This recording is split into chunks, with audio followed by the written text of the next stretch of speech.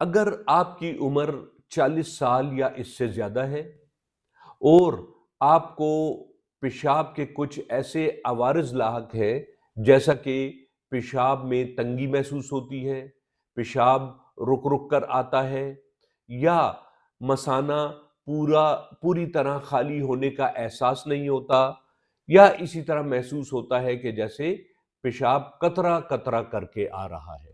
तो ये सब अलामात बिनाइन प्रोस्टेटिक हाइपरट्रॉफी यानी प्रोस्टेट के बढ़ने की हो सकती है।